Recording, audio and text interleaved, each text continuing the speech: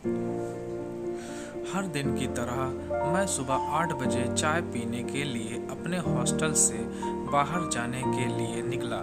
मैं जैसे ही चाय की दुकान के पास पहुंचा, देखा आज चाय वाला वहां पे नहीं था। शायद देर से पहुंचने के कारण वो चाय वाला वहां से जा चुका था। मेरे पास हॉस्टल लौट जाने के अलावा कोई और ऑप्शन नहीं था। मैंने सोचा कि आगे जाकर कहीं नाश्ता कर लिया जाए। बहुत जोर की भूख लगी थी। मैं आगे होटल की ओर जा रहा था, तभी मेरी नज़र फुटपाथ पर बैठे दो बच्चों पर पड़ी। दोनों लगभग 10-12 साल के रहे होंगे। बच्चों की हालत बहुत खराब और कमज़ोर नज़र आ रहे थे। कमजोरी के कारण अस्थि पंजर साफ दिखाई दे रहे थे। वे भूखे लग रहे थे। छोटा बच्चा रोते हुए बड़े भाई को खाने के बारे में कह रहा था। बड़ा भाई उसे चुप कराने की कोशिश कर रहा था। वो जानता था ना तो मेरे पास पैसे हैं, ना ही खाने के लिए भोजन जिससे मैं अपने छोटे भाई की भूख मिटा सकूं। वो भी लाचार बैठा भूख से पागल हो जा रहा था। मैं अचानक रुक गया। दौड़ती भागती जिंदगी एकदम से ठहर सी गई। इन मासूम से बच्चों की ऐसी हालत को देख मेरा मन भर आया। इनकी भूख को देख मेरा भूख खत्म सा हो गया।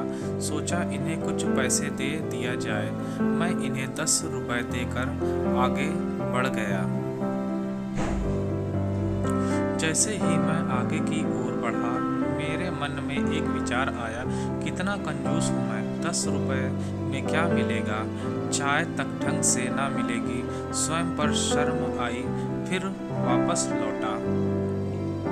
मैंने मासूम से दिखने वाले भूखे बच्चों से कहा, कुछ खाओगे?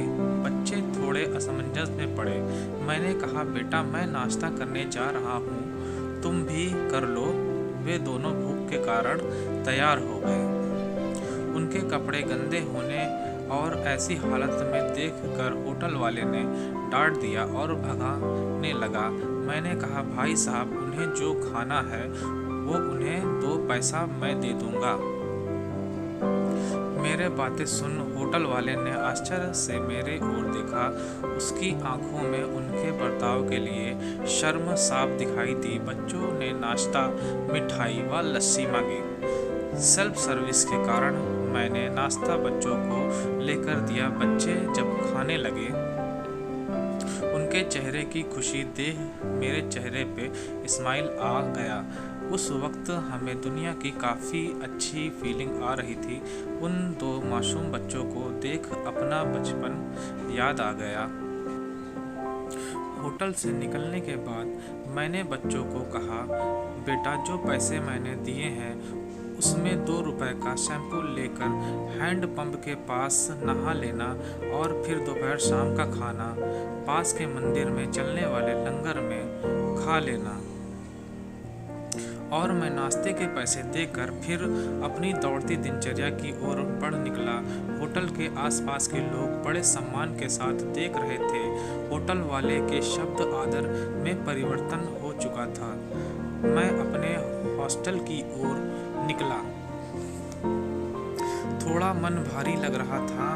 मन थोड़ा उनके बारे में सोच कर दुखी हो रहा था। रास्ते में मंदिर आया। मैंने मंदिर की ओर देखा और कहा, हे भगवान आप कहाँ हो? इन बच्चों की ये हालत, ये भूख, आप कैसे चुप बैठ सकते हो? हम बदलेंगे, युग बदलेगा। हम सुधरेंगे, युग सुधरेगा। आपको कहानी कैसी लगी हमें आप अपने कमेंट माध्यम से बता सकते हैं।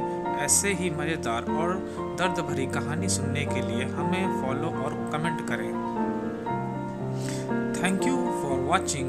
Please like, comment, share and subscribe. Thank you.